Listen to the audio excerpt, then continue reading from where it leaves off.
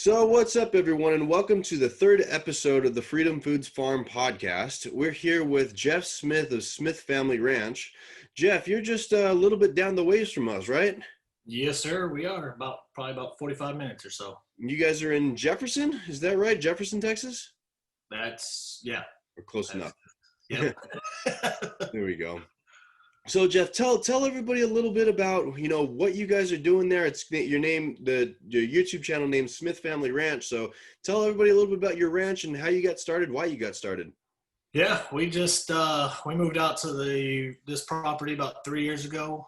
We got tired of the rat race within the city life and decided that we're gonna buy some land and move all of our family out here and live off the land as much as possible.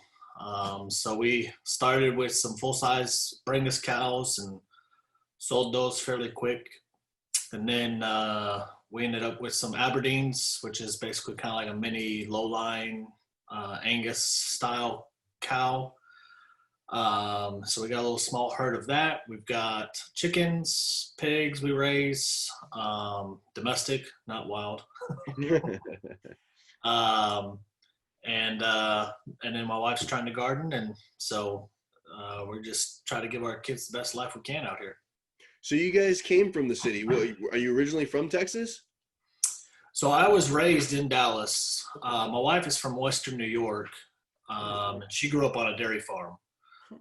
So she grew up milking cows. Her family was a dairy farm for a couple generations, and so she got the life of that, and I moved her to the city, and we lived in the city for 15 years or so, and then got tired of it, tired of all the hustle and bustle, and just decided, it's time to move out to the country. So how many acres do you have there at your ranch? We have 22 and a half. Oh, nice. Okay, so good size. Yeah. Now, you said that you started with Brangus cows? Yeah, full-size Brangus. What made you get away from those? Funny story. So when we bought the land, my dad was actually pushing me to go mini with miniature cows. But of course, being Texan, I can't just have miniature cows. We got to be, if I'm going to have a ranch, we got to have full-size cows.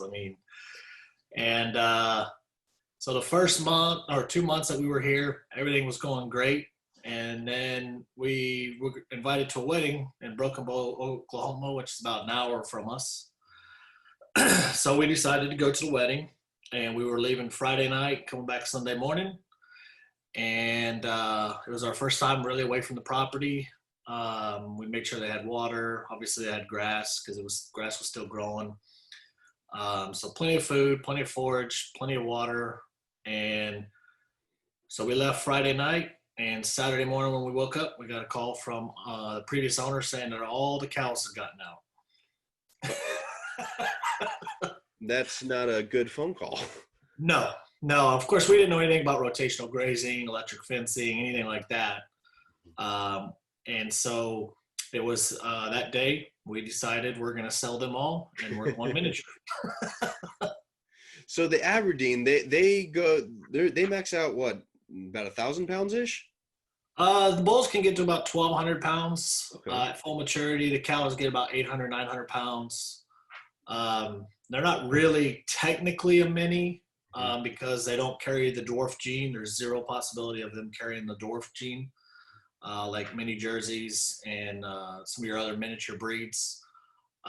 These are actually, when they first came over here, if you take Angus and you track it back, you'll track back to Aberdeens. Oh, wow. We are the ones that raised them up and made them bigger. Oh, here in America. I didn't know that. That's an interesting story. Wow. Now, you guys, the Aberdeen, is that a lot easier to handle for you guys? Are they just a better cow? What makes you really go that route? We were looking at the miniature Herefords as well, but we liked the non-dwarf gene. It's all preference, so I'm not knocking any cow by any means, but with us having kids, we needed a smaller cow that was less intimidating so that they would feel comfortable working them too. I mean, when we had the Brangus, the bull was, I mean, just towered. Yeah, And what 2,000 pound bull or something like that. yeah, and so we like the docileness of the cow. I mean, our herd bull, he just turned 3. You can go and hug on him. Really? I have zero fear.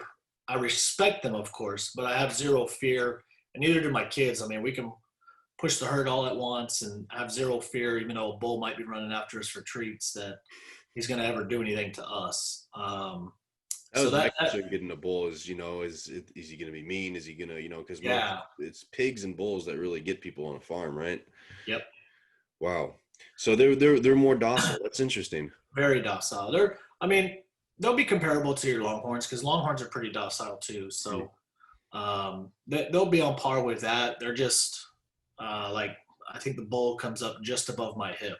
I mean, Oh, he's wow. Cool. 43 inches at the hip. So a lot easier. So, and then they've got other perks along the many lines of stuff that they're easier on fences. Um, they uh, they eat about a third less than what a normal cow does. Oh, so you can have So more of them. yeah, so you can have way more per acre.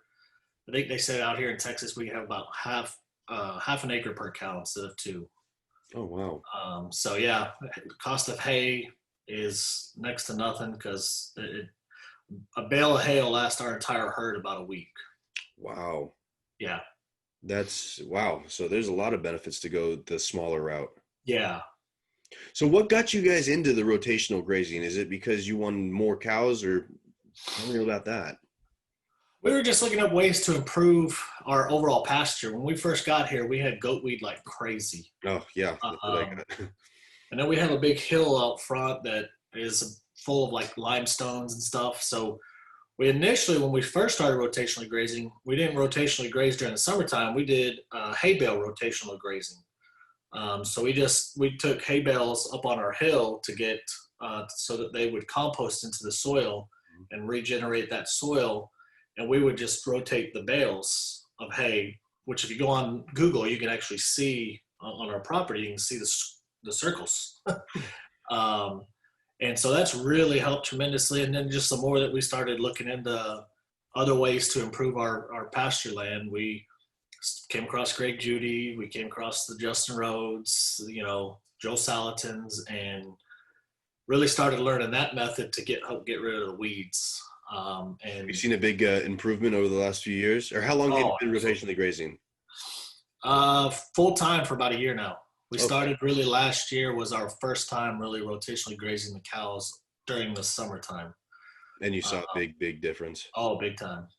And so now over the winter, this last winter, we used Greg Judy's because about two years ago now, this time 2 years ago, we got attacked by army worms, Oh, and it like completely destroyed our pasture within 2 days, all of it. wow. And so it never came back. And so watching Greg Judy's videos on unrolling hay bales Mhm. is when we started utilizing that last year. And between that and rotationally grazing them last summer and this summer, our weeds are way down. We were looking at pictures from like 3 years ago when we first got here, and it's the weeds are just way down. Wow. So one thing people say about unrolling the hay bales like Greg Judy does is that it wastes a lot of hay. Do you find that, or do you think it's 100% worth it to do? But that's the funny thing is I fully expected to waste some hay. Mhm. Um, but one thing I found is that I feel like they ate more hay and there was less waste by doing it. We actually posted a video about this. Is when we did round bales or in a hay ring, they would, calves would get up in there and waste, not knowing what they're doing. When they chew, they pull out and they yank out hay. Well, that falls on the ground. They stomple it. Where when we roll it out, they kind of all stand onto the side of it and they just eat down the line. And there's some spots that after they got done on that hay bale, you could hardly even tell that the hay bale was there. Really? And you can always tell when we move the hay ring around, there'd be probably about this much of hay just packed down from calves getting in there. Of course, we have minis, so they even the full size cows get in there and whatnot. So Yeah, and we there's found that there was goats less. right there, right in that area that they gets compacted, right? Yeah, Mhm. and so we found way less waste, but all is still the same benefits because as we were coming into spring, you could see exactly where we rolled out our hay. A lot greener, a lot more lush, Oh more grass. yeah, yeah. You can see that the seeds, and so of course talking to some farmers and feed stores is we've really made sure that we bought Bahia hay, which is our local grass. I'm sure your local grass too. Yeah, got a lot of that out here. We're like the coastal Bermuda, which is great hay, but it has zero seeds in it Mm. because they don't come to seed like Bahia They does. they So, root out. They use like a strawberry would, like a runner. yeah, Hmm. yeah. It's I mean, really Bermuda is really just a weed in general. It just is a good looking weed and high in protein. So Wow. So you guys moved there 3 years ago. When did you guys start your YouTube channel? probably about 2 years ago, I think. Okay. What made you do that? What was your motivation in starting a YouTube channel? Um, we're, my wife really wanted to start it before, which I probably should have listened to her, and we probably should have started it 3 years ago when we first moved out here. But kind of, in all honesty, a little bit about a boredom. Kind of, I mean, our family's spread out too. All her family's in New York. My dad's in Austin. My mom's in New York. We got family in Colorado, and it was also to kind of show them. And I mean, if we got monetized off of it, great. And so it just was kind of out of boredom, really. A good way to kind of show what your family, what you guys are doing, it sounds like too. Yeah, yeah. We every now and then we'll plug in like vacation if we take or boating activities that we do. We'll shed some light into that, but we have kind of just really stayed focused in on the cow part or the ranch part. It's also brought Darcy and her family a little bit closer together since they are so far away. They can watch our videos, and then her dad can call and give tips since he's a master at a lot of this stuff. So Oh, that's really cool. yeah, So you right now, I just watched one of your last videos. You guys are building a cool room, right? yeah, yeah. This is probably the biggest project we've done on the farm so far. How's that going, and what's your reasoning behind it? Well, the main reason it's always been on our list of things to do. The pandemic just moved it up because we couldn't get anything into butcher. Yeah. And so it really moved it up. Our goal is to really try to be as lean as possible financially. And so one of the things is obviously if we can butcher for free on here, then you really just have the cost to feed it. And then if we breed it here, then there's no cost to buy it, just literally feeding it, and then we can butcher it ourselves. And then when the pandemic hit, we obviously couldn't. I mean, I don't think we can get into anywhere until the end of next year, maybe. No, I heard places 2-3 years out. Especially if you want USDA. I mean, that's crazy. Yeah, yeah, and so that's why we moved it up the list quite a bit, and we it's actually completed now. We did our first butcher on it last week, Oh. and of our pig, and it's working out really good. I'm really happy for it. We got a little bit of tinkering to do with it, with some inner walls and whatnot, but yeah, yeah, it's going great. So what is your focus with the farm, with the ranch? Are you doing to just raise animals? Are you looking to sell? Are you just doing it for yourself? So we primarily our main herd of Aberdeens we are doing to resell to help pay for some of the items on the farm. So when we sell a cow, usually we'll pay for bulk feed or use it to pay down the tractor bill or pay for something that's on the farm. So this year it was all used to basically build the cool room. And so that's the idea we had behind it. And if we get some bulls, then we'll steer them. If they don't look good and we're not going to make any money off them, we might as well eat them. So then we'll steer them, and that'll be our future food there. And then we went into Jersey cows or miniature Jersey cows. because we really wanted fresh milk. Um, we don't have any health problems, thankfully, so we didn't need it. But it was something that was like, let's learn some new skills of making cheeses, of making yogurts, of doing different things. So we went with the miniatures for pretty much the same benefits as the Aberdeens, and then we raised pigs for the same reason. We love, love, love, love bacon. So. So tell me about the jerseys, okay? Like I've never drank raw milk. I've never had it. Very interested in it because everybody says it tastes like ice cream. Is it raw milk that you guys are producing? Are you guys pasteurizing it, or tell me your process? We don't pasteurize it at all. We strain it through a cloth just to get any dirt particles out because we do hand milk. And so we drink it raw. We make butter with some of the cream here and there when we need butter. My wife just got a bunch of cheese making stuff, so she's going to start making cheese. But it is definitely that's labor intensive, right? doing it. Yeah. It's very labor intensive to do, right? No, it takes her 15 minutes to milk. Oh wow! Okay, that's not what I was everything that I've read, everything I've watched on YouTube. It takes like an hour to do a cow or something like that, and it's just like that's not something that I necessarily wanted to do because of just the time commitment with it. Yeah, so and that's why we went with a mini on that because it does give less. She gives about a gallon each milking, so we're not there longer. We don't machine milk for that reason because by the time you get all the machine hooked up and milk, it's about the same time for milk in, but then you got to clean the machine, which is very labor intensive. So we hand milk into just a bucket and we strain and put it in the fridge and we're done. How often do you guys have to milk? So the cow that we're milking now, she was a first time heifer, and her calf died at birth. So we milk twice a day for that reason.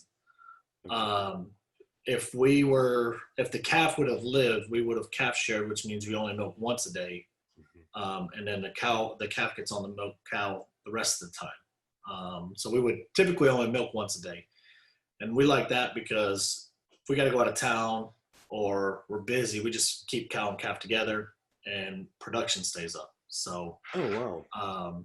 Yeah, it makes it more flexible. And we have 3 boys that are very active. So the flexibility is definitely needed. It seems like you guys have that down because I thought it was a lot more work to do a milk cow and milk it every day and worry about it getting infections and stuff. I thought it was a lot more labor intensive. That really opens my eyes. Wow. Yeah, Darcy's gonna do here in a couple weeks. She's gonna do a series on milking cow and whatnot, so that to kind of teach that. I mean, the hardest part is probably on your muscles. On just getting the muscles down. And once that's down and you get your rhythm, if you get a mini that doesn't milk 2-3 gallons at a time, you can milk in 15 minutes. I mean, the whole process takes Darcy about a half hour total. So yeah, in that case, then it'd be more worth it to do than rather than just be out there for 2 hours at a time or something like that, because that's what I've read, and I didn't know it was that quick, especially with the minis. That's a interesting point for people out there that are looking to milk their own cows without having to do the huge time commitment. And then if you guys want to get away, you just leave the calf on it. I didn't know that was an option. Yeah, I mean, it's not for us right now because we don't have a calf to put on her, but so it's been a little bit of a strain there just because, we've been invited to go out of town here and there to my brothers or my dad's and whatnot. And so we've had to decline. And so we got another cow. She's a mid-size Jersey. So she's due to breed and calf in November, Thanksgiving time.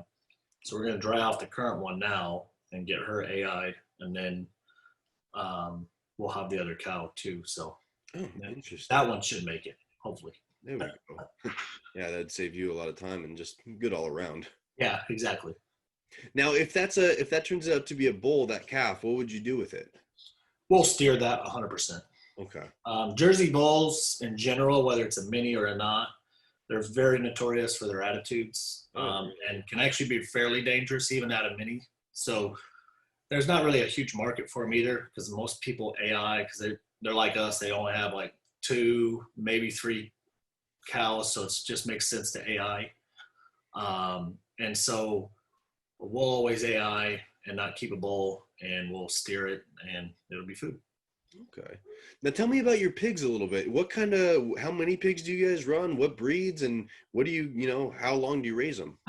So right now we do buy our pigs. We just buy feeder pigs from a local pig farmer called Old Time Swine, and Oh, they do on the old style, old school genetics things. The pigs that your grandparents probably raised, if they raised pigs, instead of morphed into what they call show line pigs now.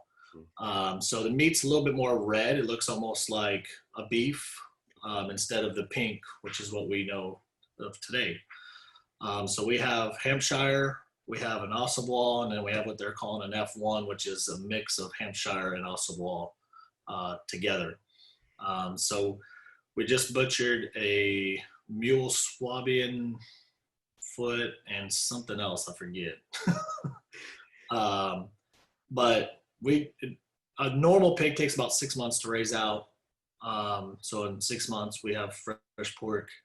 So we try to go year round because we love our pork. And once you have home style, home raised pork chops, it's like milk, fresh raw milk. You'll never go back.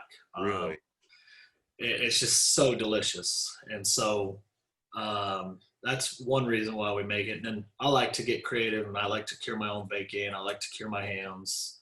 I'm going to get into prosciutto now that I have the cool room, and start curing different things now that the cool room is in there and it doesn't take up all the fridge. And are the pigs just for you guys, or are you guys looking to sell those too? Or No, we do those for just us. I'm not a huge pig fan, so that's why we don't breed. okay. I I heard just there's like to a eat lot of them. issues and stuff, and you have to keep a boar and a sow, and that's just Yeah, asking for trouble. yeah, and even when they're not, even when you have your own board, but the sow is taken, well, now you got to feed 1,000-pound boar that isn't producing anything. It's just So easier to find out, you get it from Old Time Swine, you said, right? He's got yeah, a YouTube channel, right? yeah, he's got a YouTube. He mostly does it on Facebook right now. He's Okay. trying to build the YouTube and figure out kind of how he wants to go about that. But yeah, and he's local guy, so we always try to support local. That's how we found him, and his prices are fairly reasonable as far as the quality that you're getting. You can get cheaper pigs, but just like anything in life, for the most part, quality costs. So So you guys take your pigs year round, you're saying. How is that during the winter? Is that a lot tougher? Is there stuff that you have to look out for? no, not with pigs. I mean, we don't have any pig shelter or anything for them. They're under some shade trees for the summertime when it gets hot here in Texas. But for the most part, they're easy. I mean, Really? Do while you I guys don't rotate them like, around too, or no? what's that? Do you rotate them as well, like you do the cows? No, just because of the damage that they do Okay. to the pasture. I'd rather maximize our pastures out for cows and do about it that way. So they do stay in a pen. It's a fairly large Mhm. pen that we give them. And for the most part, I mean, while I don't like pigs, they've become one of our favorite animals to raise because they can be goofy and they're almost on the scale of maybe a goat, but better because they develop Oh, yeah, bacon. goats. I hate goats. I'll never. No, that's But they just. get a personality in them, and they can be fun. And they don't stink as bad as what you would think either, which is Well, kind of especially if you have them in a larger pen and stuff, you don't. They're not. Compact like you would when you smell one of the hog houses that exactly. they keep them in. It's terrible. Yeah. So you guys raise the pigs up until what age? You think Usually about 6 months. 6 months? Five and a Okay. half, 6 months. We do the tape measure method usually to weigh them out. I like to get mine to about what we found is that about 250 pounds is when you maximize your profit or your yield back to you. If you go over that, which is fine, but that's when they're done growing meat, and then they just add on fat. Okay. Do you guys use the fat for anything, or do you guys just do you guys just eat it really? Yep, we use it for cooking oil. We render it all down off the skin, off everything that we don't use. We render everything, and then we put it in jars, and that's what we use as our cooking oil. So you guys have a lot of stuff going on there, and you guys have a lot of different animals. Do you guys ever have to go to the grocery store anymore? Unfortunately, yeah. A little bit. Um, yeah, just for veggies mostly. We don't really buy much meat unless it's fish that we feel like having, or shrimp, or some sort of seafood that obviously we can't grow. Um, and then, of course, I like my sweets. So, That's awesome. Wow. So I didn't know that really blows my mind about the Jersey cows. 15 minutes and you're done. Is it hard to train them to do? Get them to go into stanchion? Do you guys have a stanchion? yeah, I mean, we built our stanchion for the first time this year. We had a Jersey before, a full size, and we just tied her up to a tree and milked her. Oh wow. But being that this was a heifer that we had, we really wanted to make sure. Wow. And first time she went in the stanchion, that hasn't budged since. Jerseys are like any other cow, where as long as you have them into a routine, Mhm. they're fine. I mean, 99% of the time where we get her from, she's waiting there right at milk time, ready for us. So we've put the halter on her and towed her down to her meal, and we give her some grain to keep her up with production and keep her busy while we milk. And we milk, and then we let her finish up, and then we take her back to pasture, and we're done. Oh, wow. So you guys have been doing this for 3 years. What would you say is the number one mistake that you guys would say to a new person not to make? I'd say, in all honesty, if I had to go back and do it all over again, I'd be more picky about the land, Okay. um, and really being more focused on the land as far as good features. So our land's fairly hilly, Okay. so I wouldn't recommend that. Mhm. Try to get as flat as you can. And for us, what we have found is, because looking at yours and then Tanner at Fuller Life, Texas, the more square round, or the more square the land can be, it seems to work better. Yeah, we got a square and a rectangle basically connected to each other, which is Yeah, it's kind of it makes it really easy for us because of the water line that we were able to put in. That was the best thing for us because we have the house kind of maybe off centered a bit, but we're able to run the water line each way and get water to each of our every one of our paddocks except maybe two. So yeah. it So I'm makes sure from like your house, you can see your cows. most of the time, Most yeah, of the we time. have a little bit of a hill and some draws here, so we can most of the time look out unless they're on the other side of the barn, then we just can't see them. Yeah, our land is very short and long, Mhm. and like where our cows are at now, the paddock that they're in is all the way at the back, and we can't see them. They're about a half mile away. That we have to Oh wow. take a four-wheeler out and go out there and look. Maybe it's not half. It might be a quarter mile, but still far. We can't see them. We can't, so checking on them, which we love to pamper Yeah. our cows. Yeah. It can become a pain. So I would say that looking at the land and really looking at it even from Google Earth to kind of see ideas, because I mean, right now everything's on YouTube, so you're not going to come up with any sort of new invention or new way of doing things, because it's already been done and it's already been perfected. I mean, rotational grazing we didn't come up with, nobody No. did, but something sometime years ago that's now been perfected by the Joel Salatons and the Greg Judys. So you're not going to change the wheel or recreate the wheel. So for me, I would just look at YouTube, look at your map on Google, and see how you can make it work.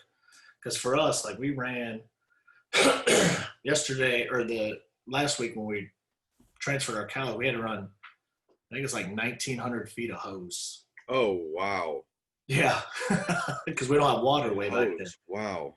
So if I want to keep them back there, I got to run hose line. That'll be another project that we're going to work on here, hopefully soon. But Yeah. yeah, 1,800, 18 hoses is not fun. Yeah, that doesn't sound like it at all. You're lucky you can get water pressure all the way there with it. And that's great. Where they're at, it trickles. Oh, okay. Yeah. So main thing is for new people to really look at their land and see how learn first, then look at the land. Basically, is what you're saying. Yeah, start learning if you're interested in doing homesteading or farming or ranching. Just start researching now. Learn from the people that are best at it. Your Joel Salatons, Justin Rhodes, your Greg Judy's, and take all their tips and then figure out how you can make it within the land that works. There we go. That you're looking at. Now, the one I've been asking everybody that comes on here the same question, because a lot of people, they say, oh, it takes too much time to raise your own food. It takes too much time to work with the animals. Can you take me through your day about, you get up at what time, go to bed and what time, and all in between about how you work with the animals? So I'm spoiled because I got 3 boys. But so we wake up, the boys wake up about 5:30, mostly for school. Okay. We do give our bulls and steers a little bit of grain in the morning. Okay. They're the only cows that really get grain other than our milking cow. But she gets that at milking. Mm-hmm. So we milk in the morning. We got our pigs on automatic feeder and automatic water, so smart. They're fairly well taken care of. We'll give them all of our scraps that we have. So that's just whenever the scrap bowl, we have a scrap bowl that we put on top, and any and everything scrap goes in there, and then we just dump it whenever it gets full. Cool. Rotational grazing. So we've been rotationally grazing once a month this year. We just moved to once a week for this month. So we spend maybe 30 minutes to an hour on that a week or a month. Wow. And then that's really it. We don't really spend a whole lot of time like actually doing chores unless we have a project or whatnot. But we tried, because our kids are so busy with activities and sports and whatnot, we can't be too busy with that, because otherwise they won't get a childhood and then they resent the lifestyle. Exactly. So for us, we try to leave everything just on the weekends. Our busiest weekends are for butchering. So like Sunday, we butcher chickens that we raised for meat. And that took an hour total. We only had 12 birds. So, when the whole family does it, it makes it go by quick. And then we have everybody assign tasks. So like our little one, all he's in charge of, period, is waters. So all he makes sure everybody has water, and that's his job. Our middle one is in charge of feeding the pigs and the chickens. And then our oldest is in charge of the bulls and sometimes milking.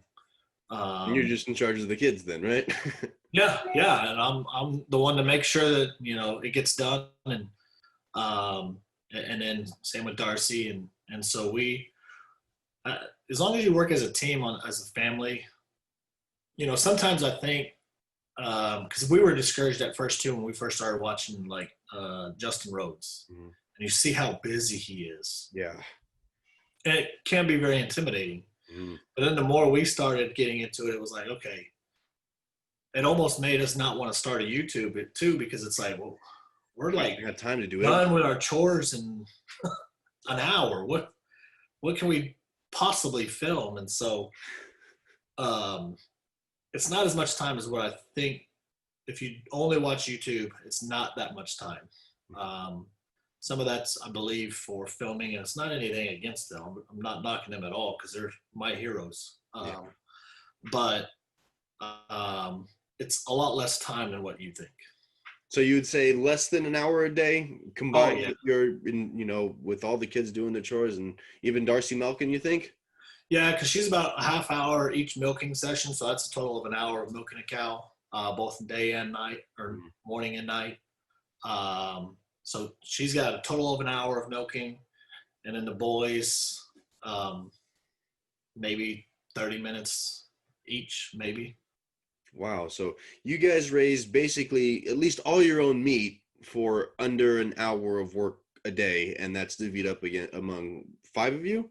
Yeah, Wow, that's awesome. And you guys get to eat like kings and drink exactly. raw milk and eat your pork and everything. Like you, that's awesome. Yeah, yeah, it is nice. That's why I just, anybody that is listening or watching is just do it. Um, Try it out. We started with 3 pigs um, at once, and then we were gonna try to rotationally graze them, and then you got sandy soil, don't you? Kind of, yeah. But parts of it, yeah. So ours is like all sandy. So Mm. when it gets bare, it's like a beach. Oh, Um, and what we've learned with electric fencing is that beach soil like ours is, it doesn't conduct. electric fence don't mix because the soil becomes an insulator Hmm. to the animal's feet. So when we get dry out like we do in Texas normally, not like this year, we've been very blessed this year Yeah, yeah. It's been a lot. that has kept everything damp and moist and whatnot, that the electric fencing has been working. But even like in our cows last year, toward the end of the year when we didn't have rain since we went from June to October with no rain. So we actually started feeding hay in September last year. Oh man. Um, that even the cows there, because it was so dry with the sandy soil, they didn't care for the electric fence. Wow. But this year they all care because we're Yeah, nice it's and hard. damp. Yeah. Wow, that's interesting. You had to feed hay in September. Yeah, last year it was. This year, I don't think that we're gonna have to feed any, to be honest with you. I mean, we got over 20, probably 25 acres that can be grazed right now. And Oh, I good. think we're more than good with 13 cows on 30 acres. That's a little over the stocking density, but still they're smaller cows. So Oh, I mean, I'm definitely watching you just because I'd like to see what happens after the first frost. yeah, I'm interested because there's a lot of Bermuda and I don't know how that, holds up during the wintertime. It doesn't. So it doesn't. No. No, we still have a lot. We'll see. Yeah, no, and I hope it lasts because then that'll, obviously show that it can be done. Because I know, like your Judy, he usually has a lot of clover, and clover lasts over the. Yeah, he loves Yeah, here. the fescue and the clover. That's Yeah. that's for sure. So any last words that you have to say on here before we jump off? No, I think if you're new or kind of on the fence about it, I just jump in. Um, I think like our first year we paralyzed ourselves by analysis. Hmm. And so now it's gotten to the point where we've become semi-fearless of jumping into certain things just Let's because. see how it goes. Yeah, I mean, we've researched butchering pigs for ourselves for a year and a half, and if it wasn't for the pandemic, we were forced to do it. Mhm. And now it's like I'm never taking a pig to a butcher again. Oh wow. And then we'll graduate to a cow eventually, and then hopefully we don't have a butcher fee at all.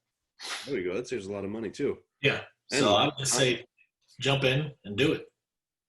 well, awesome, Jeff. Thank you so much for being on here. Everybody go check out Smith Family Ranch on YouTube. You guys have YouTube, Instagram, Facebook, all the different social medias. And we look forward to seeing you guys. You guys have some really good videos out, and I watch just about every single one of them. Yeah. So go do that. They're a lot of fun to watch, the whole family. And with that, we'll see you next time. All right. All right, man. Appreciate you. Thank you.